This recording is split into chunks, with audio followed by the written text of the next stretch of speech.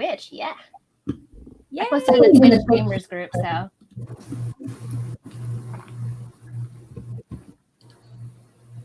Oh, and then also, Yaya, we'll probably take questions at the end of the show. So we'll tell people, if you want to wait till later, or you can post your questions and then we'll touch on them after.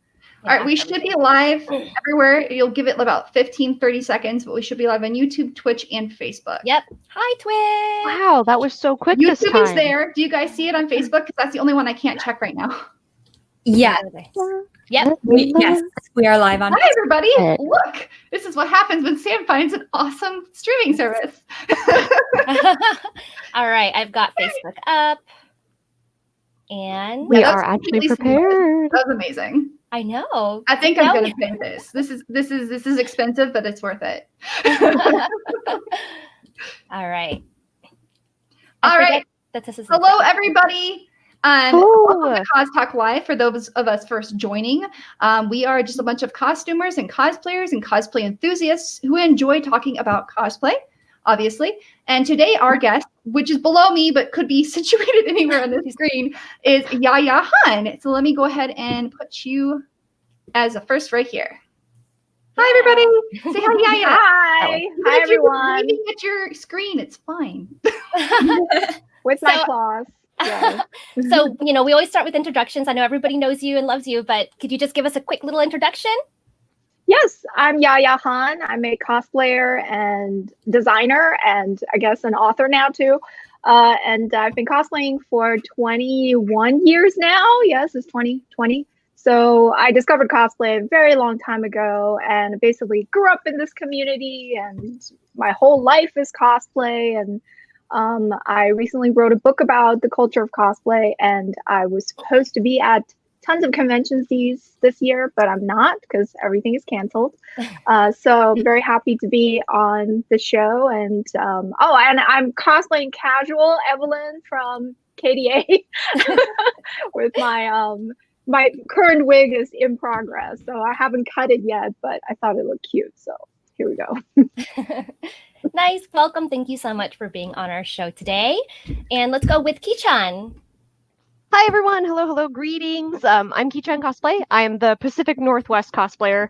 I kind of have the whole spectrum. I've been cosplaying for 11 years, so I've done skits and competitions and judging. My favorite thing to do is panels. Right now, I'm working on a workshop in the local area to build. So I've kind of done it all. But cosplay has always been a really big passion of mine. I grew up in a cosplay family, so it's kind of just in my blood. But when I'm not goofing off with my friends in cosplay, I'm usually playing D&D. I'm a Dungeon Master weekly for a homebrew group. And I'm cosplaying Holo from Spice and Wolf, the novel version, because I love that series with all my heart.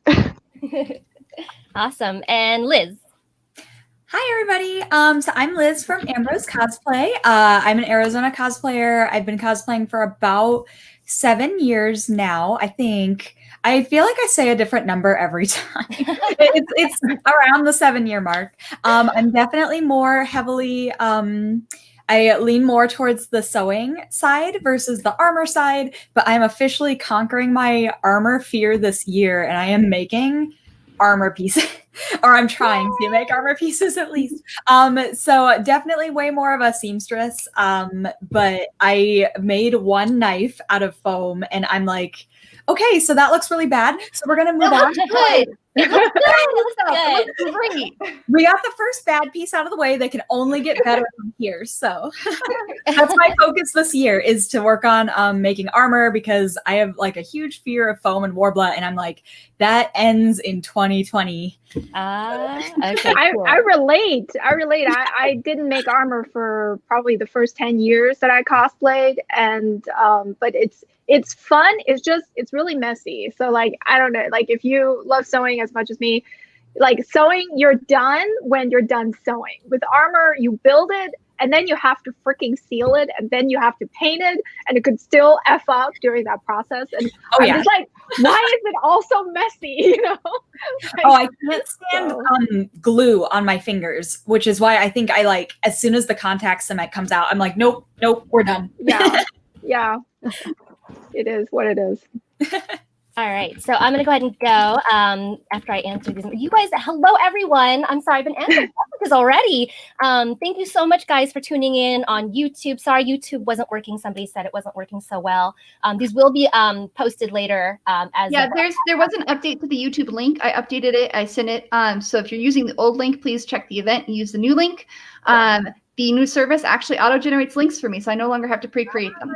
Nice. Yeah. And Twitch as well. Thank you guys for watching. And YouTube, welcome. My name is JinxCosplay, Jessica. I go by JinxCosplay. I've been cosplaying for since 2001, and I'm based in Arizona. I usually do a lot of video game cosplays, and Moana is one of my favorite ones, so I thought I'd wear one of my favorite cosplays today.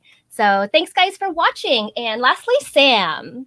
Hi, I am Sam from ThermoCosplay, and right now I'm going to YouTube to make sure it's working. So I'm just going to copy the link because everyone's like, hey, where's YouTube? Where do I do this? Like, okay, so let me get the shareable link for all of you and show you like what it is now because it's different. But I am Sam from ThermoCosplay, and I have been cosplaying for 6 years.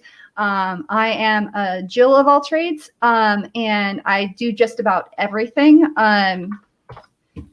So I am posting the YouTube link in the chat. You all should see this. It'll be loading momentarily. And I, Jill of all trades, cosplay 6 years, and super Arizona based. Yeah, and I've got the new link up here. So everybody, you should see the YouTube link. And in the future, we'll be auto-generating those the day of now that we've got this new service. So nice.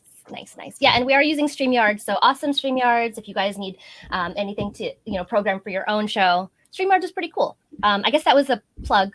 They don't pay us; we paid them. So anyway, we're obviously here to talk about Yaya's book. This is amazing, Yaya. It's got a lot of cool stuff in it. So can you start to tell us, like, look at that? Look at that! She is an author. This isn't just like a little tiny book. This is awesome. Pretty pictures. Can you start to tell us, like, how did this whole thing start? Like, to start a book? So I have always wanted to write a book. I've never written a book, and so and also, I guess if you read the book, you would know. I was actually born in China and raised in Germany, so English is my third language, and so it was very daunting to think about like actually putting something in writing. I just didn't feel confident at all. So I literally have wanted to write a book even back in probably 2010, 2012. And it wasn't until a publisher, Sterling Books, they approached me in 2017. And they were like, can you write a book about cosplay? And specifically, can you write a book about crafting? And I was like, I'll write a book about cosplay, but I don't want to write it about crafting because there are obviously so many great tutorials out there, many resources on how to make costumes. And I thought that my experiences in cosplay were unique and I could share a different insight. And so they wanted me to write a proposal. They was like, okay, well, write a proposal, give us like 500 words and an outline. And then I did that probably a couple months later. Again, it took a while to get the courage up to write something. And they accepted it and were like, I think they were very motivated to have a book on cosplay. And so they kind of let me sort of do my own thing. And then I was supposed to write it in 2018, totally did not have it in me. Like I started and wrote about maybe 20,000 words and just could not find the angle. And I think that was because there was so much that I wanted to put in because cosplay is my life. It's like the only thing that I know. So I was just gonna literally, I was like, how do I put everything in there? And so it just felt like it would become very generic if I didn't really think it through. So I asked them for an extension and I spent most of 2018 traveling. That was the year I did 25 events around the world, traveled very heavily, sort of with the intention of researching and meeting other cosplayers, really immersing myself in cosplay culture and also some of the issues that are in the community. And so then I ended up writing the book the first half of 2019. That's where I just sort of shut myself in my house and didn't really go to any events, and wrote the entire book. I think I've submitted it in June, and then it took until November for the book to be finalized. So I had to collect all the photos and get all the photographer releases and figure out where to place the photos and do other assets that were needed to complete the book as it is. And so originally it was supposed to come out in May this year. And of course, the coronavirus pushed everything back, and it has been out since August. So yeah, it's like, I'm really proud. It's amazing to hold it, but it also feels a bit surreal because I'm not at conventions. I'm not able to interact with people or even get feedback in person. So I'm like, did I dream this or was it real? Yay! Well, I have to say, with the idea that like there are a lot of crafting books out there. I'm an avid book collector, so I have Kamui-cosplay and I have Punished Props and I have Evil Ted and I have a lot of that stuff. What I really enjoyed about your book was how personal it was. The other books are just crafting. You just get the serious side of the cosplay, but this one you really talk about your own experiences, which helps the reader relate. And whether you're brand new into the community trying to figure out how to become a cosplayer, or if you're an old-time veteran who's done a lot, who's kind of trying to find their place in this new world of cosplay, this book is really, really helpful. It's very supportive. It helps you feel like you're not alone in the community. It's there's so many moments where I'm like, oh, I've been there, done that, or oh, I remember how that hotel feeling at a convention. And so it's just very nostalgic for me, but also the advice, even as a cosplayer of 11 years, I'm like, oh, that's genius. Why have I never thought of that before? And so it's kind of the best of both worlds. Thank you so much. Yeah, I definitely brought in the personal aspect. I wanted to talk about cosplay culture, but I knew that there's no way that I could encompass all of it. And I didn't want it to be a reference book or a history book. You know, I didn't want to just tell the facts. So I suggested sort of telling my own journey within cosplay, because I started 20 years ago, and I feel like modern cosplay, the way that we know it, really started also around the cusp of the 20th century. So it just sort of like, when I entered it is where it started to build, and so it sort of like followed along, like my story follows along the development of cosplay. So I sort of used that and wove the different elements of what the community is like through it. And then the publisher really kind of insisted on still having a section for advice, which is why after each chapter you have the pink outlined advice section that is sprinkled throughout the book. I've gotten feedback, and some people thought that it messed up the pacing, because all of a sudden it's like you hear a very personal story, and then you're just like, okay, and this is how you make a costume. But I want people to be able to like skip those chapters if you're really into the storyline. Just skip the pink chapters and go on and finish reading the storyline. But then you can refer back to those advice chapters anytime. So that was sort of the intention. I'm sorry, go ahead. Oh, no, that was it. I actually really enjoyed the way that it was sprinkled throughout the book. I skimmed them because it's great for beginners. But I don't know, I didn't feel like it broke the pacing. It makes it a lot more versatile as a book. It's not just here's the history, here's my story. And you sprinkling in advice, within the narrative. So I liked it. I think it was a really good way to set up the book. Good, because I feel like people that do cosplay, when they read the book, it is sort of that relation, like, oh yeah, I know what that's like, But for someone who's never cosplayed before, I thought if I give them a book on cosplay, I got to give them something, like they can't, like, that's how you can get involved in the community, is if you feel like you have somewhere to start and you can join in. So the advice is truly meant for beginners, and that's why they're not very they're very brief. And so it's like, I don't touch on the details of everything, but I give you a starting place so that once you've read the book, you understand how cosplay works, what the mindset behind it is, and you have at least somewhere you can begin and, research. So that makes your book. I'm sorry. No, it's fine. I was just gonna say, like, even though it's pretty beginner advice, like, some of that advice is absolutely golden. And as I had wished I had known this as a young cosplayer. Like now I'm like, oh yeah, I know all this. But like there was a couple of chapters where you talked about just how to deal with the negativity in some of the media. For me, that was extremely helpful. Even as a veteran cosplayer, I was like, because I suck at technology, so like I got the whole skill thing just right. But being able to read that chapter and see that other people have dealt with the same problems and know that there is good advice out there to deal with negativity, to deal with body shaming, to deal with the trolls of the community, like that for me was very golden advice. Even as a veteran cosplayer, I would highly recommend this book if for that tiny chapter alone, because it was so good. That blew me away. It's actually one of the reasons why I bought the book, because I heard that you dealt with really, really hard topics, and I was very curious because I've never read a cosplay book that actually discussed the problems we have in our community, because there are a few.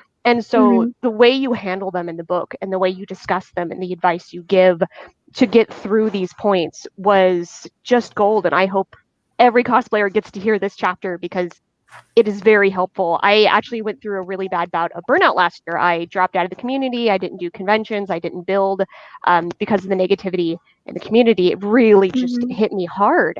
And so reading this chapter, I wish I had it last year, because I was like, oh man, if I had read this last year, it might have changed how I felt about the community. But now that I've made it through it and was able to read it, I was like, I just hope everybody gets this information, because it's such gold advice. I appreciate that so much. Yeah, like when I decided to sort of like restructure the book and start writing it in 2019, one of the first things I did was email my editor and propose to include a whole part on negativity. So they're really like 4 chapters, 3 chapters plus an advice chapter. And I said, like we can't have a book about cosplay and not acknowledge the issues, because it's like it's not genuine to omit those issues.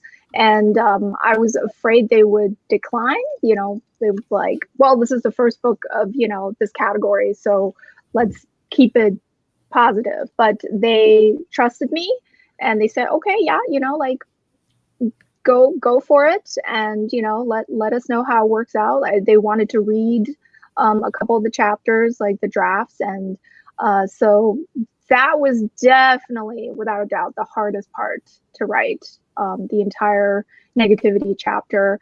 And I hired a sensitivity writer, Bree Chibi Cosplay, and because she has written a lot about racism and blackfacing and body shaming before. And so I wanted her to read the chapters and give me feedback to make sure that I was touching on things, in an appropriate way, that I was like being respectful and also being honest.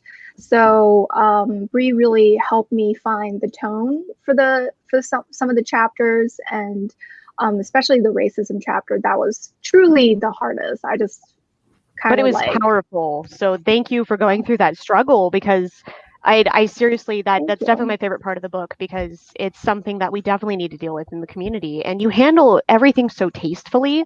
Like, I think it was really helpful having examples in there to talk about the fact that you've gone through this. You've been harassed before. You've had these situations, because I know a lot of cosplayers, when they see people like you they put you up on this pedestal, and they forget that you have dealt with all of these issues that other cosplayers are handling.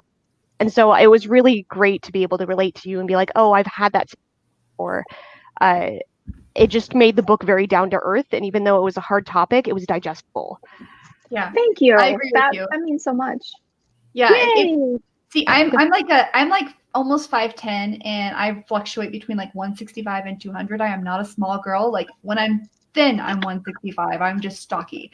And so I know what you're talking about, like with body positivity, and I'm like really flat chested. So like I have to pad all the time just to fit certain characters. And it took me a while to figure out, like, just adjust the character to your body. Stop trying to like, unless you really want to have some fun, but, try to adjust the character to you. If you really enjoy that character, like screw what anyone else says and just make it your own.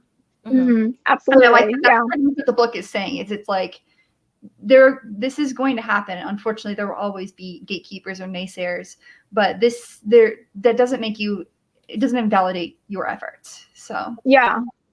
I just really wanted people to understand that you don't have to aspire to be exactly like these characters. I think I had a section on accuracy and just how I personally don't really put stock in accuracy, and I want people to stop, emphasizing it so much as if it's the end all be all.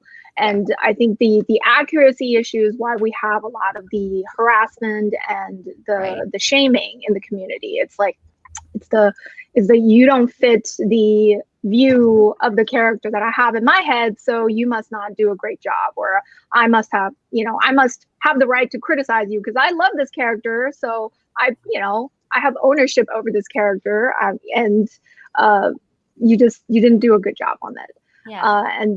And I'm just like, no, we really need to understand the psychology behind why we do this, which is that we all want to feel like the characters.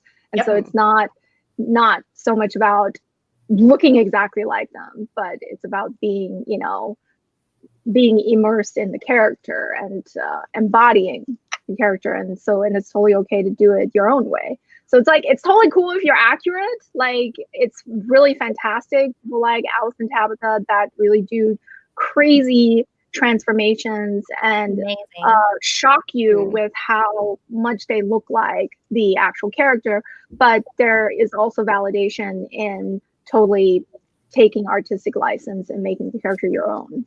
And I always... I'm sorry, I've interrupted you again. I was just going to say quickly, like, for me, it's, I always try to encourage people to not be scared to do something just because it's not popular or it's a different version of the character. Because, like, this is the novel version of Holo, and so anybody who watched it might not recognize this piece, but fans who've read the novel or read the manga would recognize this piece. And so it's like, I was really scared to do this costume when I first built it, because I'm like, is anybody going to know I'm Holo? Like, is this a wasted idea? But when I went to SakuraCon, she was loved. Everyone was so excited to see it. Everyone knew exactly who I was. And it really just broke all those doubts that it's like, just do what you want to do and what you feel, what you want to accomplish as that character. Even if it's a side character, if it's the ending theme song costume, like, just do what you want to do, because people can see the passion you put into the costume more than they can see the work usually. Yeah, definitely. Yeah. And that's why it's such a blow that we don't have conventions, because you can have conversations, you can see each other from across the room and know that you're into the same fandom, and and have like those interactions and talk about how this is an alternate version or this is a lesser known costume. And so yeah, it's tough. Yeah. And I see people I know. Hi, Mia. Mia, for being on the screen. Sorry. So it's like, also, guys, if you have questions, we're going to save the questions to the end. So you can go ahead and put them in the chat, and then we'll touch on your questions at the end. Yeah, I would say we're going to save about 10 minutes at the end. So please ask your questions then, because we do have quite a bit to cover. This is an awesome I want to touch on one thing about the body shaming. Not only, I mean, it goes hand in hand with, body shaming women in general, because obviously cosplay is a female dominated hobby, and a lot of those body shaming is just what we also have to face in real life. It's like, you're too skinny, you're too fat, you're too this, you're too that. It's like, women are never going to be good enough, and I like that we're going through this revolution right now for women in general, and I really think that's helping the cosplay community too. No more of this like, oh, you're just trying to be sexy, this or that. It's like, no, we want to empower women more, and also in cosplay. And I like seeing that, because I know I read it when in your book is like a long time ago, that was really looked down upon. And it's like, why? But women in general were looked down upon for wanting to be sexy. So it kind of goes hand in hand. And I like that we're, times are changing. So definitely. Yeah. So we've talked quite a bit about the body positivity, and if you guys have any comments, again, please save them to the end.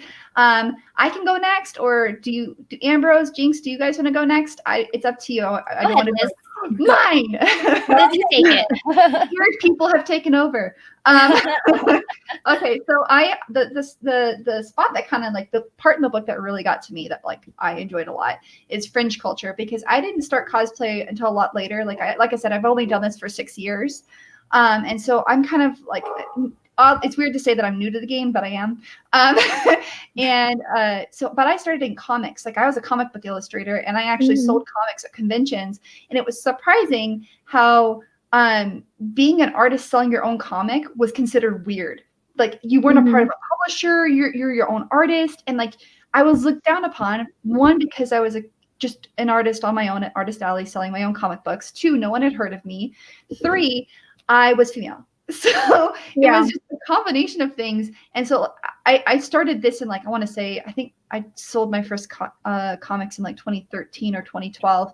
And after having booths and doing things at conventions, like that's how I discovered cosplay. But it was one of those things that I'm like, wow, I feel like the geek culture is going through something right now, but I'm not sure what it is, because it started having, like, you know, we talked about the fringe where like each person had their own kind of special interests, and where they'd all kind of been amalgamated together through like sci-fi and other things, they were starting to separate and become their own entities. And there was so much like infighting that it shocked me. And so when I was reading that section, I'm like, oh my gosh, yes, now I understand. Like it just never clicked until I read, and I'm like, yeah, that's exactly what happened. Yeah, it took years for me to process it as well, because I think we now look at cosplay as so huge, and it has some, you know, inherently huge issues that just come with being a huge community. But when the community was really small, it still had so much gatekeeping and so much just you know, protectiveness. Just people were so protective of cosplay and who was allowed to do it, and if you were doing it right. Like in some ways I'm really glad that it is become like, it's evolved so much and it's become a more welcoming space. It's now more like, how do you set yourself apart? Because there's so many fantastic people already. You know, that's one of the main things for a newcomer. But I think like if someone entered a cosplay 15 years ago and lived through the mid 2000s, literally anything that was new, it was just like a huge scandal. Just and it wasn't just like, oh my god, how dare they? Yeah, and I like the book because it relates to like a lot of creative processes. Like I was an animator and I did comic books, and I loved anime and manga from the time I was like in kindergarten. So like I was looked at weird in general because they're like, what the heck are you doing? You know, trying to find manga stores was almost impossible. But I like that it relates to so much of just in general the geek community and how much we've kind of we were one big pot. Now we're silos, but we're interactive silos. So we all have something that we're integrated with, and it just kind of shows like how hard it is to grow no matter what interest you have. Right. It's sort of like you have to have the patience and the passion to stick it out, because there were some serious growing pains, you know. And just like a lot of people just very validly decided, nah, that's just too much for me. I'm just going to go do my other pursuits. And I think for me, I stuck with it because the positives always outweighed the negatives, you know, even when it got super tough in some points. Like I was one of the first to, you know, really start making a living with cosplay, and that was controversial, you know, being invited as a guest, like just a whole cosplay guest evolution for, you know, for people, attendees and organizers and other people in the industry to take cosplay seriously. Like, you know, we evolved from a fan culture, like we were just like a little fan community. So for cosplayers to go to conventions as guests was kind of scandalous. Like, how can these fans dare to be on the stage with, you know, actual industry professionals?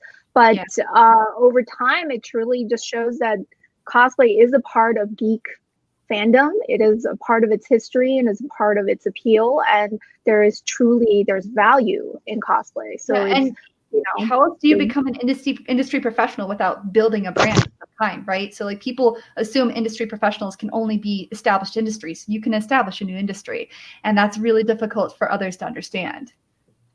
I used to be literally criticized for promoting myself. Like, how dare Yaya self-promote? You know, because I was one of the first to create a logo and to buy a website that was my name. And actually never really had a cosplay moniker. So it was like, people were just like, what is she trying to do? You know, there's no industry here where that you can't be a professional. And so it was like, sort of like, how dare she brand herself? And now it's like, it's truly all about branding, right? Yeah, it's a pioneer way. And like you pioneered through, you're like, no, I'm going to keep doing this. And that's another thing in cosplay that people are embarrassed about is like self-promotion. And there's obviously like avenues for this, and there's certain places that you don't want to do it. But in general, like you should never be ashamed for like promoting your craft, especially if it's a passion. You'll have people that'll be aggressive and angry at you for doing so, like you've mentioned. But if it makes you happy, then and you're not hurting anyone, I don't see the problem. I'm like, it's just another form of expression. I mean, a lot of it is like people's own insecurities, and that's really where a lot of the haters come from. You know, it's like if you do any kind of hobby, you're doing it for yourself, unless, you know, you're going to start making money, you know, as a crafter or artist or whatever. But hobbies in general should just be, you know, for your own happiness. And I think a lot of people that are, you know, the trolls and the haters are the ones that just have, you know, their own issues. And that's kind of what you have to remember as a cosplayer or anybody that puts themselves out on the internet. Just like you said, Yaya, you talked about all those haters, and, you know, you had to take a step back and remember it's not about you, it's about them. You know, they're the ones that have the issues. So, and it's hard, it's a hard thing to learn, but it helps when you do finally get to that point and you remember that. Yep. Yeah. So we're kind of halfway through. So let's go ahead and move on to Ambrose and Jinx, your topics that you loved in the book. Who would like to go first? I have yours written down if you forgot, Ambrose. Go ahead, Liz. No, I remember. Okay, good. Like everything. I particularly I feel like chapter 15 was the cost of building a cosplay empire. That one leapt out at me, and the reason why was because I remember when your patterns first started appearing in Joann's, because I like knocked the whole shelf into my cart. like finally, cosplay patterns that are made by a cosplayer, and they like know what cosplayers are looking for in a sewing pattern. So that's why that one I was like, yes, I was there for that. And that's awesome. I thought that, like, in particular, something that you had mentioned in the book was how you designed the patterns on purpose so that they would be easy to adjust for different characters. And I was like, yes, genius. Thank you. So a couple of the things I was wondering, you're talking about designing fabrics really like spoke to me because I love sewing.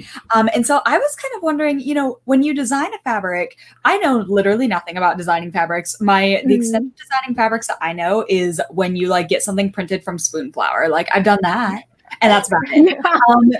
But I'm wondering, when you go to design a fabric, do you typically like have a character in mind that you're like, this will be the perfect fabric for that character? Or are you trying to cast more of a wide net and be like, this will work for many, many, many characters? Like, what's kind of the thought process there when you're like, I want to design this, this, and this?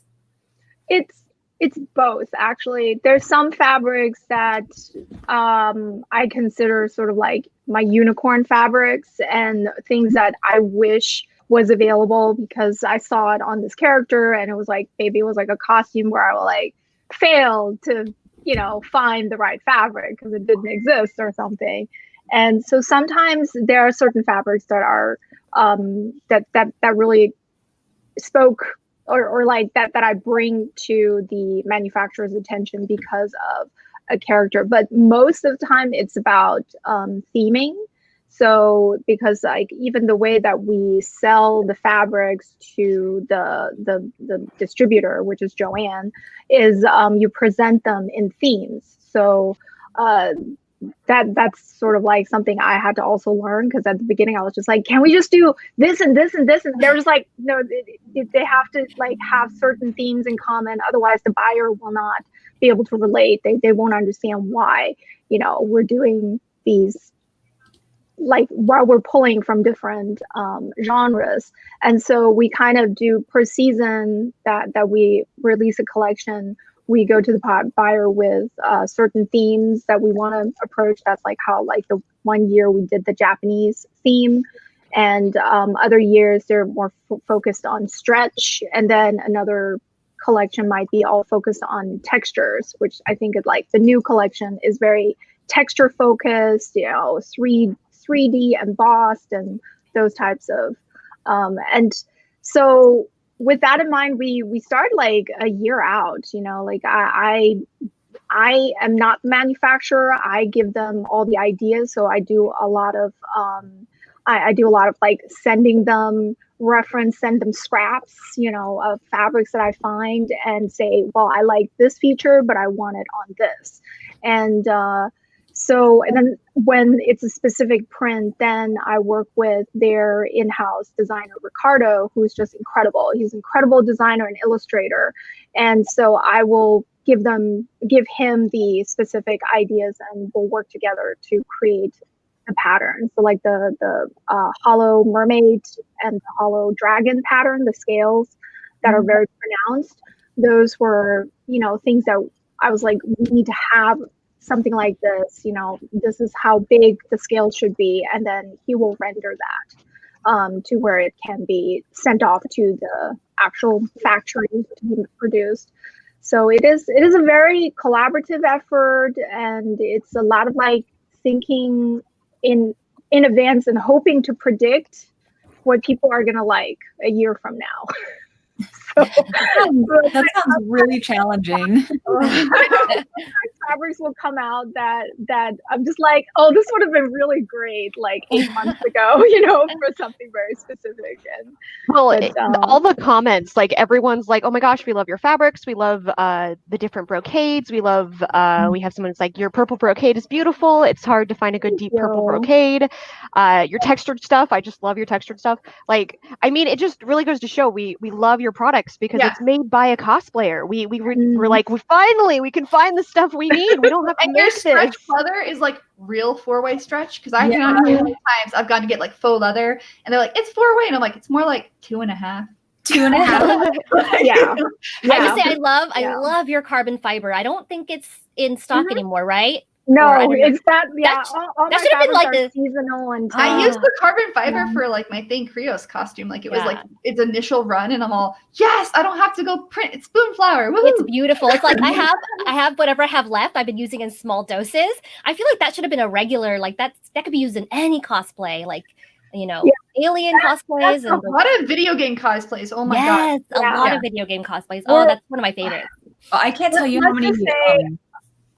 With the fabrics, it's all about real estate inside Joanne's store. So that's why like all my fabrics are seasonal when they first come out, which means when that order is gone, it's gone. So they do get discontinued just naturally within the progression. Like really that's how fabric retail works, at least for Joanne, is everything will go away unless they are year-round stock. And so certain things that they have, like the Casa collection, that's always in stock. And other than that, the special occasions, they usually rotate through. So we have a basics collection. We call it the basics collection, that is growing, that has certain fabrics that are restocked. But it's about the real estate. It's really difficult to get aisle space. So we're trying to add more and more each year to the basics collection. And basically, like, hopefully we can bring back certain fabrics like the black mirror foil that people have been asking for forever to make Leo and other characters. That finally is going to come back. It's coming back. I don't know when because of COVID, but it is coming back. So those are things that will get rotated into the basics collection. So hopefully we can make that bigger and bring the carbon fiber back too. Yeah. It's just so cool that you have like all these different products now. I mean, we have the patterns, we have the fabrics, there's trims stuff, there's trims, there's Dremel stuff now, right? Yes, I have Dremel rotary tools that I help them get into Joanne. So that's why that collaboration happened. I was like, I have a cosplay program there, and I know that it's been tough to get tools into a craft store. They had trouble in the past, and so I was like, I'll connect you, and we can bring it in as part of my collection, and again, get the real estate, right? Yeah, nice. Give us that space and the SKUs, and so yeah. What is your favorite, like, of the products that you have been a part of with Joann's? Like, what is your absolute favorite that you were like, yes, like, good job, me? I think when the trims and the EVA foam all hit last year, that was really exciting. It was a very exciting July specifically. I remember EVA foam came, and there was, like, with anything that I do, I'm sure if you read the book, you know, like, there's always backlash. Anything I do, there's backlash. So it was like there were people sort of doubting the EVA foam, and in July, they just, for some reason, July, August, like, the cosplay community just decided to go ahead and just be really super sweet to me. And so many people posted just really wonderful sentiments about the foam being available and all the materials being available. And I remember I was, like, furiously working on my Empress costume for Dragon Con. And so I'm, like, literally sanding and airbrushing, like, every day. So I have, like, respirators on and stuff, and I'm, like, reading these tweets that were just like, Yaya Han did so much for us, and, you know, we really appreciate everything. And I'm, like, crying and, like, a mess. I mean, you can ask my best friend. I screamed when I saw that you had EVA and Joann's. Like, I got so excited. My entire Arabian Haru is all your foam because I was so excited to try it out.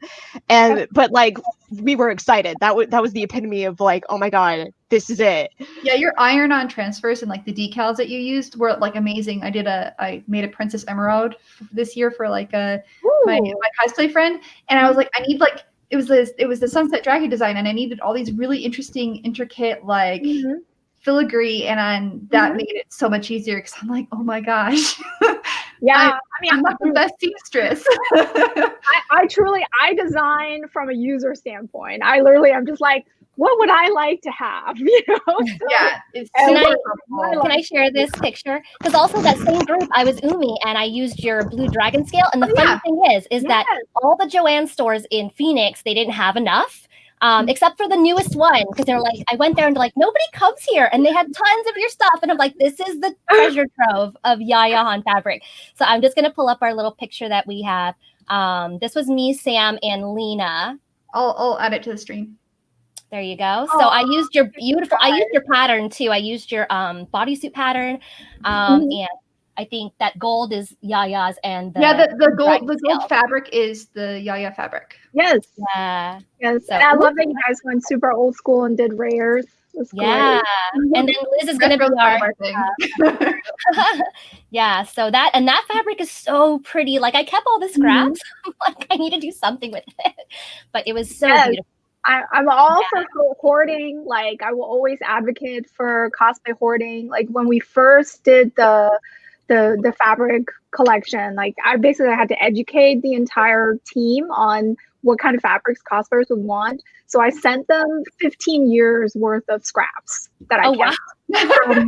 I'm literally just like costumes I made 10 years ago, 12 years ago, whatever random fabrics that I had left, the ones that I thought were important for them to know, like, this is what you don't want, this is what you want, you know. And so it was like the hoarding came in really handy, and, you know, it's just always. So for those asking when you can ask questions, it'll be in about 7 minutes, because Jinx gets to go through her topic. Jessica, oh my gosh, your topic. Okay, I know we said that if we were going to go over a little bit, it was okay as long as Yaya's time is okay. I am good. We can hang out. Let's do a 24-hour stream then. I got it. So yeah, let's go. There you go. Okay, so so I always talk about this every episode, and now Yaya's like the one that's been cosplaying more than me. So I'm always like the oldest cosplayer. But when I started in 2001, you were already like hustling it. I remember, because I would, you know, the first place I went was cosplay.com, and go in there and like some of my favorite cosplayers like you and Lindsay, and those are the people I looked up to, and you guys were already like killing it. So the fact that like to think like how many cycles the community went through, and even back then was like to be like popular was kind of unheard of, but it was super helpful what you had out there. I remember seeing your work, and you would kind of comment on people's stuff, like, or if they had questions, you'd help them out, and that's kind of how we all learned back then, and that's in your book as well, how we all learned, because there's no cosplay course that you can take. But back then it was amazing, the stuff that people could create out of what they did have, and I remember all that stuff. I remember all that drama, that you'd gone through every time people are like bad mouthing you. And I was just, I felt really sad for you, because I'm like, she's talented and people are just jealous that, they're not, I'm sorry, I'm like not ragging on people out there, but it was upsetting, because it's like, we shouldn't be knocking an artist for their art if it's good, and the way that you kept going, like throughout all of this like abuse and all this other stuff, it's amazing how resilient you've been. And now look at where you are. Like, you have an empire, which is great, and you can live off of it. I find it truly inspiring. When you came out with that I think the patterns was your first one in Joanne, right? Yeah, that was incredible, and people were so excited about it. But I just want to talk about how, like how. Let me try and formulate this.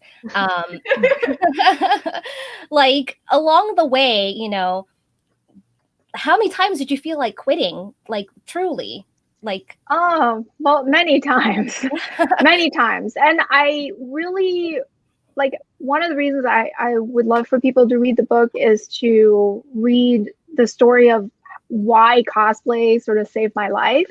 Like, why am I still doing this?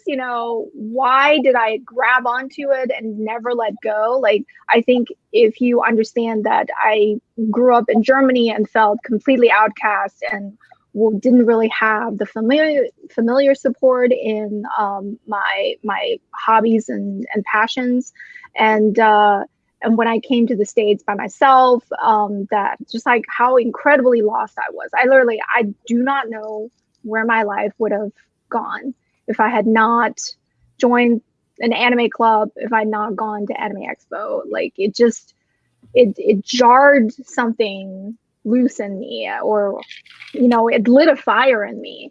And so in 2001, it's so funny that you say that I was already popular. That year I went crazy. That was the year I really made 3 costumes per convention. I won every contest. I was just like, I really was a bit obnoxiously in everybody's face. Like, it was like, God, that girl again, like people literally, like, other people in the community were like, can you just like slow down? Can you like leave something for us? But that was truly just sort of the year where I just like was bursting with wanting to do this, because I had nothing else. So that is what I think I would love for people to understand, is that truly cosplay gave me a direction in life. Like, I was here all alone, like in this country all alone. And I didn't want to go back home, because I knew what was waiting for me, which is just mundane, going to college and then getting some boring job and just like living out my life, that. So like, really, this, no matter how difficult the community got or how much shit I got, it was like, at least it had limitless potential for me. And there was still always something exciting about making a new costume and going to a new convention and meeting new people. So just, like, there was a reason for my obsessiveness. And I think being in the cosplay community, and being such a figure in it, I just want people to really understand where I came from, and that my my intentions are earnest. Like, I am an earnest person, no matter what it looks like. But you might not know it unless you get to know me. So when that's what the book does. So yeah, so when read I the met book, Yaya you can read all about my weird ass origin story. So when I first met you, Yaya, we did a group, the Witchblade group, which I didn't even read Witchblade. I just joined with my friends. And I remember, because I still remember this conversation, I was like, I cosplayed the character that I cosplayed because I wanted to look like them. And this was the thing I always had in my head. And I know you had this too in your book, that you felt kind of like you needed to cosplay the characters that you looked like. By the time I met you didn't have that kind of mindset. And I said that. I was like, oh, I feel like I can only cosplay Asian characters. And you were like, look at me. I'm dressed up as Sarah Pizzini. Sarah, who's an Italian woman. Yeah, she's like, I don't care. I do whatever I want. And that was such, like, that stood out. That still stands out to me today, because I still kind of have these, feelings of like, oh, should I cosplay them? When I cosplayed Sabrina from the, Chilling Adventures, I was like, she's like really a white girl. I'm going to look weird, but I did it anyway. And I had fun. And a lot of people in the comments have said, I started cosplay because of you and this and that. And regardless of the haters out there, it doesn't matter. I mean, the fact that you inspired at least one person, I think means so much to the cosplay community. And a lot of new cosplayers today are like, oh my God, like, yeah, she's so amazing. But everyone started somewhere. And I hope that they do read this book. The people that get discouraged because they see all those amazing cosplayers and be like, I can never do that. It's like, well, Yaya did, And I mean, you mentioned as well, like how cosplay is so easy these days. I mean, what do you think? Do you think there's still like an untapped avenue in cosplay? What do you think for the future of cosplay? Very good question. I think the pandemic has changed a lot of that. Like, if you asked me this last year, I may have had a more concrete answer. But I do think that because cosplay is so mainstream, there's so many crossovers into, Disney bounding and fashion and photography. Just like, it's no longer just you have to fully make a costume and do everything yourself to be considered a cosplayer. So I think we will see innovations in those regards. And I just would like to see more people joining for reasons of just wanting to do something creative and to, be a part of a fandom. And then I want to see like maybe less people being intimidated to join cosplay, because they see all the really awesome things out there. Why I do panels, because of teaching just new cosplayers, whether they're young or old, that it's okay. Like, embrace something that's creative. And I like how much you talk about like conventions in the book too, and how like they've changed and morphed into something completely different, and how mainstream geekery, as it were, is actually made it easier for us to get access to things that were just so difficult before. Oh yeah. Yes, yeah, for sure. I mean, we'll see more innovations, I think, in terms of products and more materials available. I mean, I think the whole crafting industry has taken notice of cosplay, and now it's, incredibly easy to find. For a word products. of encouragement for some of the new cosplayers, people just coming onto the scene, just learning how to do this. For the many years that I've judged, sometimes that first time cosplayer, that one who walks in and is like, I don't even know why I'm here, this is my first costume, I've seen them take home gold. Like, I've seen new cosplayers come up with ideas I would have never imagined that just blow everyone out of the water. Come with your ideas, please. It doesn't matter if you know how to do it. Learn how to do it. Learn to have fun. Let your imagination really take over. One of my favorite stories is I was judging at Pentacon, and I met this sweetest little cosplayer, brand new. It was her first costume, and she came in doing a makeup for the makeup judging we were doing. Her makeup was amazing, like breathtaking. Like, I do gore makeup all the time, but I was blown away by this little one's makeup. And she was probably maybe 12. Like, she was pretty young. And she said that she did it herself because it's something she's very passionate about. And her mom was like, yeah, no, that was all her. So I asked her a bunch of questions, and she's like, well, I couldn't buy blood. Like, I couldn't find the tubes of blood, which is what you usually use. She's like, I used chocolate syrup and cornstarch, and I kind of made this concoction at home to make this look. And I was so like, blown away. I was like, that is genius. And I'm actually I like that technique and I've used it now that I learned it. So it's like, please come with your ideas. Please have fun, because it's such an open community once you finally fall into it. And there's so many people like us who are willing to share and talk to you and help you join, because we love it. This is our passion. Yeah, I've confirmed a lot of people into cosplayers. And it's awesome. It's so much fun. So bring your friends in. Yeah. I mean, if I hadn't met Sam, I wouldn't even be competing, because she's like, hey, let's do all the competitions. I'm like, oh, okay, whatever, Sam. Whatever you want. Well, today, hi, my name's Sam. I'm from ThermoCosplay. There's Thermo. Today, the World Cosplay Summit Kickstarter was successfully funded, and that, you know, like the biggest competition in the world. Oh, and so cool. I would just love to see more people joining competitions, because I think now you have so many other ways that you can cosplay. You can like just do photo shoots or just walk around the convention. And I hope that this year that we don't have conventions, that it sort of makes people think about how they want to approach joining in the community when the conventions are back. And I just would love to encourage people to enter more competitions for the sake of having really meaningful exchanges with other contestants. Like, really, you don't join a competition to win. You know, the World Cosplay Summit truly embodies that mindset where everyone roots for everyone. It's like, it doesn't matter who wins. It's just about the experience of getting everyone together and, you know, spending that week together. And building life bonds. Like, there have been people that have gotten married from different countries' teams that have moved across the globe to be with their, you know, significant other, because they met during World Cosplay Summit. That's amazing. So just like, I just would love to encourage people to join competitions and spend that time that you have to spend backstage waiting for judging.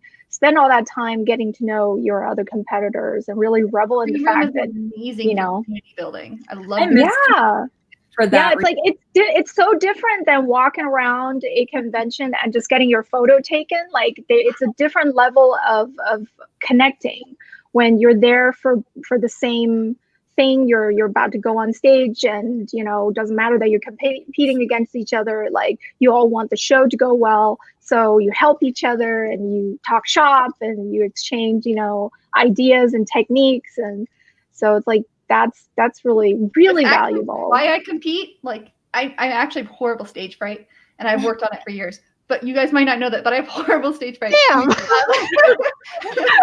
But I just blew past it because I really, really like the people in the green room. And I really like meeting the con goers and their staff members and seeing how hard they work on things. And so I'm just like, okay, I'm just going to go on stage and sweat to death and then get off. Yes, a couple of comments here on Facebook.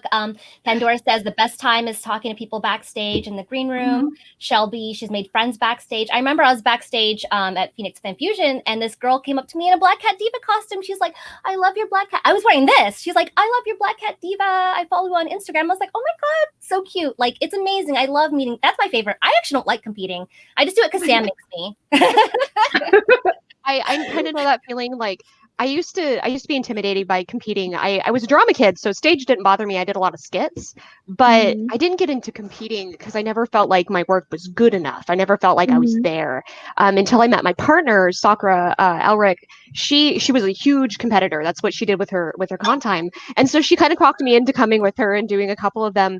And I had so much fun backstage. Like, I loved talking with people. I loved talking with the judges. I loved making friends. And then that family community kept bringing me back over and over and over. And now I love competing because it's that family you make. Yep, absolutely. So that's what you don't know until you compete. Like, you won't experience it until you actually join a competition. So just do it. Even one time. Just try it once. It was one. So we're going to start opening up for questions. So go ahead and start typing your questions. I know we've tried to collect along the way. I've seen some. So we're the best. So I'll just read through a couple of the comments. Veronica says, hope you all ladies will come back and do panels soon in Arizona. We hope as well. Deanne says, Hermione would like to say thank you to Yaya for all her hard work, especially the fabric line. 70s Wonder Woman would not have been the same without the Blue Star Super Undies. So that's awesome. Yeah. Sarah Alcon says, really looking forward to reading the book from watching this. Yay. Yeah, it's a really bad year for cosplay year. Oh, yeah. And Yaya's the reason I started cosplaying. Awesome. Yeah. Okay. And then Jason says, if you ladies could cosplay just one character for a whole year, who would it be? So what do you think, Yaya? The same character every event. right now I'm digging the Evelyn vibe. I could just fill the whole wardrobe. Oh, with all her skins. There you go. Yeah, there we go. That's a good idea. I think I would probably do Moana. I don't know if I'd get sick of all of it though. I mean, I'll be honest. Whenever people ask what my favorite costume is, I'm like, I can't tell you because there's so many. The whole point is that you can be whoever you want, and it's the variety. So yeah. What about you? Like character, but different outfits. That's my question. Yeah. I would probably go with one of the Frozen sisters because I want their whole wardrobe. Yeah. There you go. If it's that question, it's Haruka from Free because I have so many of his outfits. So if I can just cosplay all his outfits. You cosplay from Free? Oh wait. I do. I almost was Arabian Haru. Oh my god, yes. I got so excited. She's so excited. I got too excited. Here. Are you okay? Yes. Look at Haru while I get back. I'm so sad. I was almost Arabian Haru for the stream. Oh my god, really? This was the last costume I built before the pandemic. I didn't get to wear him for con, but I built him because Free is my heart anime. Like that one anime that means the most to me. It's how I met my partner. We have to talk more about Free please. Yes. It's such I don't want it to die. I just want this fandom to keep living, and that's why I keep cosplaying from Free. I mean, you saw 2021. Right. 2021. Yeah. We're getting so excited.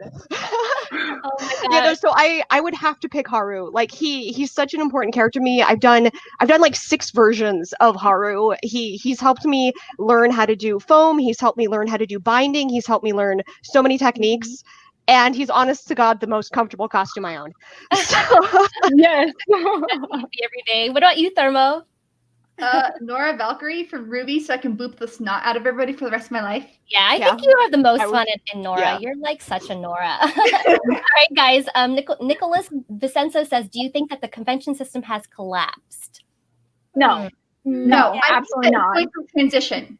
I think it's going through a transition because so many conventions are starting to see, they started with 500 attendees, then they went to 2,000, and now some of them are seeing 5,000, 10,000, 25,000. So I think what it is they're trying to determine, do we become an enterprise and hire full-time staff, or do we stick with volunteers and we work on tax law? What do we do? It's going through a transition, and there's a lot of logistical play there that people aren't entirely strong with, so you're going to see hiccups. I mean, you probably will not get a huge 100,000 people convention for a while.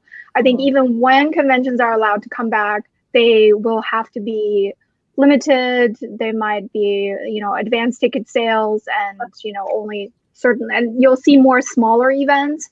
That's not necessarily a bad thing. I think conventions were kind of getting almost out of hand. Some of them, it was just became so big that it's just like LineCon, and you don't really get to San Diego. Yeah. So, but people still want conventions. That's not going to go away. We're going to be very hungry for it when it's safer. And I've already been a guest at 2 online conventions, and I already have another request for something else. And then I'm helping libraries. You're seeing more things become digital and transition there. And I think it's going to stay digital for some time until we get, the pandemic under control. But the thing is we're going to have to, I feel like we're going to have to live with pandemics. They're going to persist. Things are going to happen in the future as the global population continues to spread. But the thing is digital content also needs to be adopted more by the fans. I know that people love in-person interactions, but conventions can only survive if the fans also embrace their digital attempts. And I mean, BlizzCon does it already. They do a virtual ticket every year.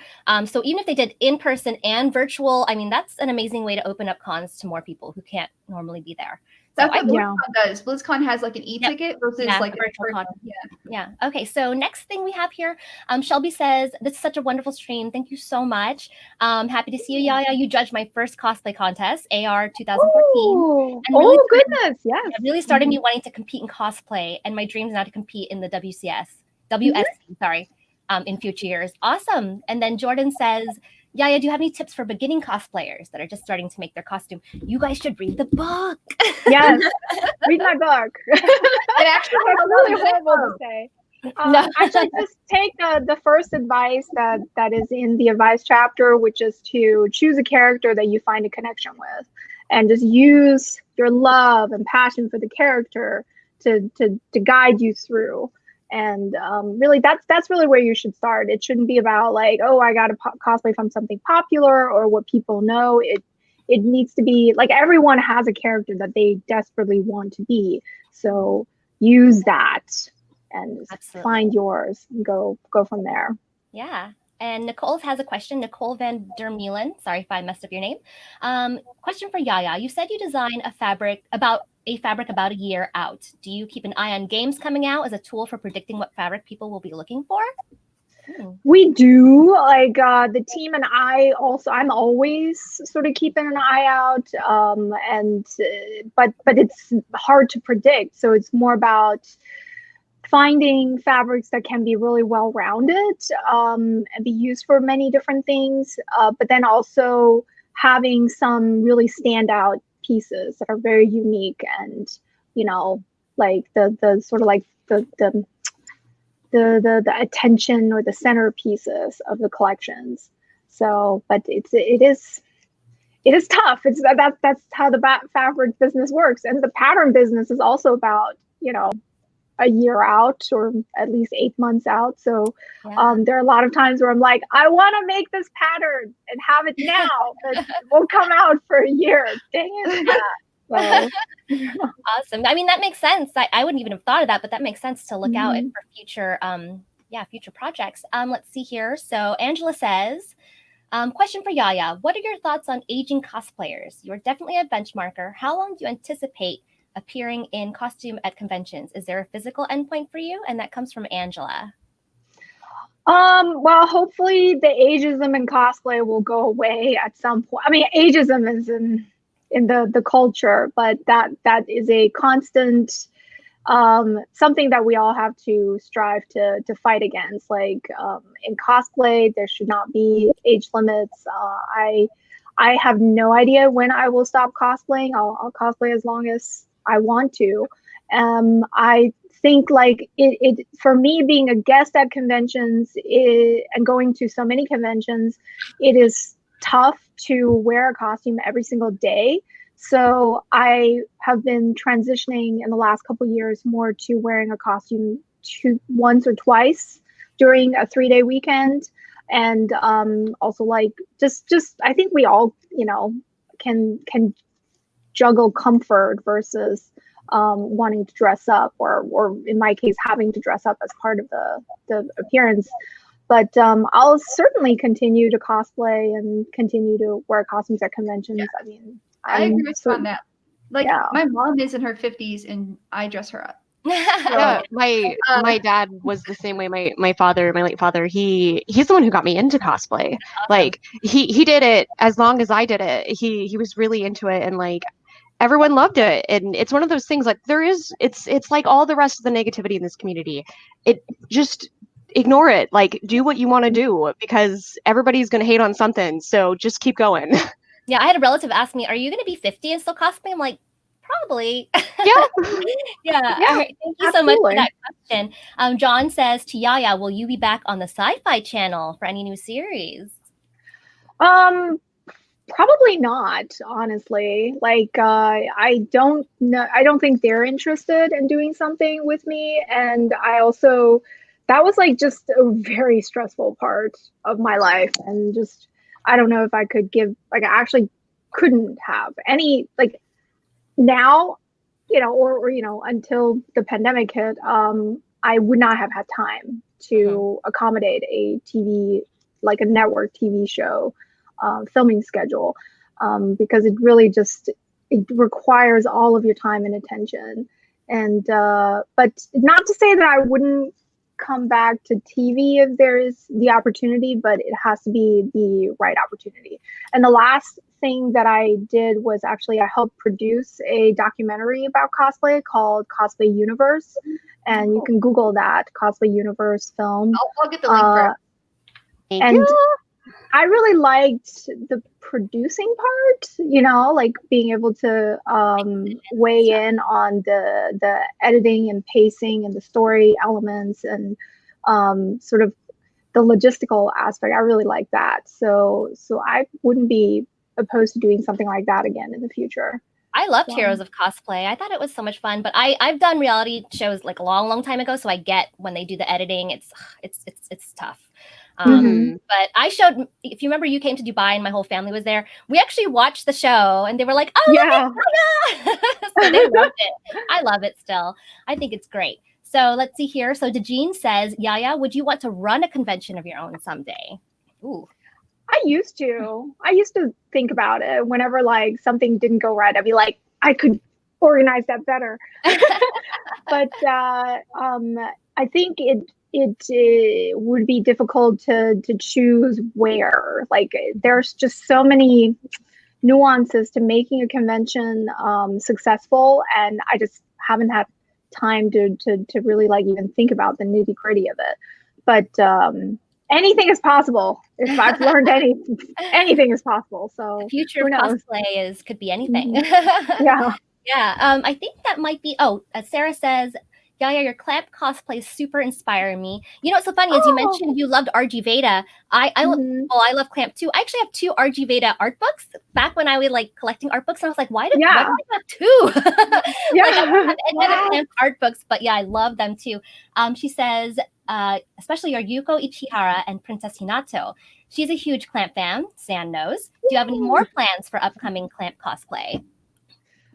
Probably, yeah. Like, I kind of want to go old school and cosplay from RG Veda, or I love old school clamp. Like, I haven't followed clamp's new work really since like Wish, but like I cosplay from Clover as well, and I just really like the just their angsty, their angsty, super dramatic series, and so I've been going very old school, probably. I really appreciate that, because like as somebody who loves old school cosplay and anime, like I want to see that get pushed out, because I know you didn't do it, but you mentioned Lotus War in your book, and that is my #1 anime, like the one thing that I love above all else, because I watched it with my dad when I was a little kid. And so when you brought Lotus War into the book, I'm like, oh, old school anime, like, oh, thank God, like I'm not the only one who like really enjoys old school. And you talk a lot about clamp, and it just it made me so happy, like just a little tiny bit. I was just like, oh, I'm not alone in this fandom. Yeah, like, we've been talking about a Ranma cosplay. Yeah, I've been trying to wrangle these guys into a Ranma group with me. So do it. The time that I did a huge Ranma group, it was the most fun. It really just, because we were just having a blast doing all the different photos, like all the girls chasing Ranma, and Shampoo fighting off Moose, and oh my God, it was like amazing. Do it. It's so fun. Because I did Ukiyo a long time ago in like 2003, and I was supposed to have this whole group, and my brother was Ranma, and that's it. Just me and my brother, and I was like, I need to redo this again. So definitely will. I'm gonna go ahead and give one last opportunity for you guys to ask questions, because we're going to wrap this up soon. So we'll take like the next 2 or 3 questions. I've got one more here from, let's see, where did it go? Oh, from Pandora. I know at one point a lot of people had issues with some of the fabric in Joann's. Was there ever a resolve for that? Or was that just people not knowing how to work with the fabrics, or was it just a bad batch? And she mentions this in her book too, by the way. I don't actually. Are you referring to the time that a rumor was started that the fabrics were causing rashes, or are you talking about the fabrics having issues? I can tell you this, that some of the fabrics that we produce really need to be rolled and not bolted. But because of real estate, in Joann, a lot of the fabrics are on bolts, and when you roll them up on bolts, it actually can crease certain fabrics. And that is just an unfortunate thing that, you know, it just takes so much more room to put a roll of fabric out instead of putting bolts out, that sometimes there are times where there are just creases, you know, at like the end of a yardage or whatever.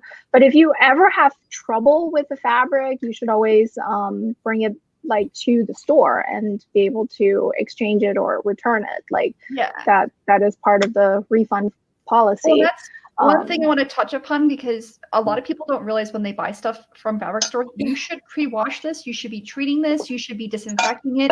A lot of these transport with actual special chemicals on them to keep them from having effects. Sometimes too, in transportation, the temperature control in trucks is incorrect. So you might have things sticking together. A lot of the times it's typically from where it's manufactured to where it's being transported to, where problems go wrong, or after purchase, people not disinfecting and cleaning before use. Yeah. Okay, so Pandora says, I know, she says, I know someone said they had rashes and like the gold stretchy fabric was really flaky and didn't hold. That was actually a temperature controlled batch thing. I actually did some research because I'm nerdy. So there's actually a problem with the temperature for a lot of West Coast cosplayers because of the heat, and they didn't think about, oh, hey, we've got this gold, like lame-ish kind of fabric, and it's just going to be fine when it's 112. No, it's going to melt. So, and when it melts and then recool it, it begins to flake. That's natural. That's what's going to happen with anything like that. So it's actually the company's fault and the transportation issue. Like it was not the manufacturer itself, it was the transportation issue. So like Yaya said, if you ever have those problems, go back to Joann's. A lot of the times they don't discover it until they're like maybe halfway through the bolt and they're like, oh my gosh, something happened. Yeah, for sure. I mean, it really upsets me every time that that I hear those types of criticism. And thank you for pointing out, Sam, that it is so much of an issue that's really out of my control. We do quality control the samples, so it's like I'll sign off on the samples, but just with any other manufacturing process, there are issues along the way, and it's like, yeah, just definitely make note of it and let Cosplay Fabrics know, you know, and let Joann know. And as for the rashes, I do talk about that in the book, so you can read all about it in there. That was a unfounded rumor that was proven to be wrong. It was someone just trying to stir the pot. It's not just Yaya's fabrics that suffer from this. Like I've had stuff from Spandex World arrive melted because someone didn't. It was 115 that day, and they left it on my front door. Oh, gotta love the Phoenix heat. It happens a lot with fabrics, so don't feel discouraged if you end up with it. Like, so I just bought a bunch of fabric for Leo because I'm going to do Leo Fotia, and I love him to death, and I got so excited when I found fabric that I liked, and then the two stores near me only had like a yard, and I'm like, okay, well, I'll buy those, and then they basically directed me to the store that has the most. So I got there and they had just enough for me. They had four yards. And so I grabbed it and we started pulling it to see how much there was. And almost half of it was ruined. And it was because of poor conditioning, and the fabric was very sensitive. And it broke my heart. I mean, they gave it to me for a discount. They're like, okay, well, you know that there's something wrong with it. Would you like to still take it on a super, super, super discount, or shall we throw it away? I still took it because I need to make belts. And so I was like, well, I can use a lot of the belting, but it happens, and it happens to the best of us. And when we're in the middle of a project and it happens, it's really discouraging, but just keep going. You got this. So I want to come in here and just mention some comments. So Fabio, hi Fabio. Fabio is Sam's stepfather. Says, Yaya Han, I'm a big fan, loved your work. I remember when cosplay was getting started and seeing you all over before it was big. It's so cool to see you grow with it because it is so big across the world. You're like the #1 and still best to do it. The world loves you, and you have done a lot for it too. Just That's excited. so kind. Oh my God. Like, you will nonstop be like, when Yaya gonna be there? I'm like, dude, chill out. Yeah, he's mentioned it so many times.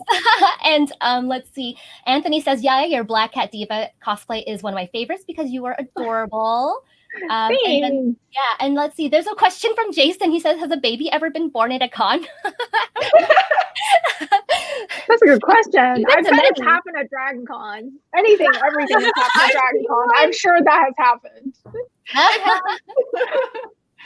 Oh my gosh. Okay, I'm gonna take one more question here. Where did it go? Okay, so Nicole says, Yaya, you're such a busy person. How do you find time for new series or games to cosplay from? I don't play games very often. I'll clearly I've never been a gamer. Just because it takes so much time. Like gaming is truly the one thing that I just don't have time for. And it's evidenced by the fact that the last game that I got really obsessed with, which was Fire Emblem, I put 300 hours in it. And during that time, it's not like I can work, like. So that's what I hate about games is you have to use your hands, damn it, and I need my hands. Kitty, aw, I like kitty cameos. Yes. So I do watch a lot of anime, and recently I started watching anime in English, which as a hardcore sub, and Seiyu lover, it was a transition. But now that I'm like watching anime in English, I'm like blasting through shows and. It's been pretty great. I really, really was shocked at how good Psycho Pass was. I was like, what? Why is it so good?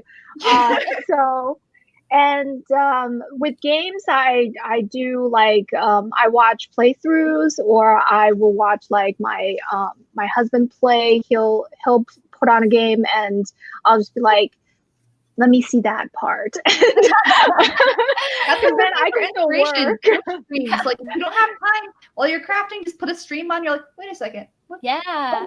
Yeah. But I think it's really important to say that you can still appreciate games even if you don't play hardcore. Like that's the gatekeeping. Like there shouldn't be gatekeeping in gaming and cosplay. It's more about like what character inspires you, like I'm doing Evelyn because I heard a song and I liked her outfit, like she is not even out yet in the in the game. So but it's like anything that inspires you is worthy and valid. But I do want to play more games. I just have to really manage my time. Animal Crossing too. I think I spent a month all of April, I played Animal Crossing. At the height of it's pandemic. Yeah. So I need to definitely find a balance because it seems like if I get into a game, like everything else goes out the window. Nice. So I just want to mention a couple comments. I'm sorry, guys, we didn't get to get through all of them. Thank you so much for all of you tuning in. You are amazing. Just want to mention a couple things. Becky says Yaya Han's Chun-Li images were her introduction to cosplay and made her want to try. I love your Chun-Li. Thank you. Angela says, thank you for being the role model that you are. Oh, you guys are so awesome. Jordan says, you guys are very sweet. Goodness. Yeah. Jordan says, I have a copy of your book and I love the advice sections and seeing how you started. Kurama is my favorite as well. Guys, thank you so much. Yeah, thank you so much for tuning in. You can buy your own copy at, is it yayahan.com/cosplay book, right? Yes. Yes, or just go to yayahan.com. There's going to be on the menu cosplay book. Yeah. So just go to my site, and you can get a signed copy from me, or you can also get it on Amazon. If you have bought the book on Amazon, please leave me a review. Leave me a 5-star rating. It really, truly helps so much. I can't state it enough. It'll take 5 minutes, please. Please. Was there leave any me a review or... Any last things before we announce the winner of the giveaway? Sam, Liz, Kii-chan, Yaya, anything else you guys want to mention? Just appreciate you guys doing this stream and, doing the show and keeping cosplay alive, and appreciate everybody joining. Yeah, thank you so much. Thank you so much for all the comments and all the love we got today. Yeah, guys, our viewers are so amazing, and thank you so much for watching us today. We do stream on 3 different platforms. We stream on Facebook, YouTube, and Twitch, sometimes Instagram Live, although it's not very reliable. And of course, if you remember, we were doing a giveaway for a signed copy of Yaya Han's book, and the winner is, drumroll, I don't know, drumroll, Dejine Oregio. One more time, because I don't know if you heard that. Dejine Oregio. Well, congratulations on winning a signed copy. We'll send you a message to get your address. Again, guys, and I will scribble all over the book for you. Yeah, I was gonna send it to you guys. So thank you so much. Wrap up with where we can reach everybody like we normally do. Oh, right. For sure. So Yaya, of course, go first, please. yayahan.com or Yaya Han on Instagram and Twitter, and Yaya Cosplay on Facebook. So cool. Nice. Awesome. I will be working on Evelyn, so come watch my progress. I'm gonna do an Evelyn too. Oh my god, I'm so excited. I'll have to watch yours. Yeah. Oh my god. Okay, sorry. Ambrose. I'm Liz from Ambrose Cosplay. You can find me at Ambrose Cosplay on Facebook or Ambrose_Cosplay on both Instagram and Instructables. Yay. And Kii-chan? I'm Kii-chan Cosplay, and this is my friend Peppadoo. And you can find me on Cosplay Mino and on Instagram as Kii-chan, Kii-chan _cosplay, and then on Facebook as just Kii-chan Cosplay, one word. Okay. And I have a website, JinxCosplay.com, and on social media, I am the JinxCosplay. I was not fast enough to get that handle. So Facebook, Instagram, pretty much. And Thermo?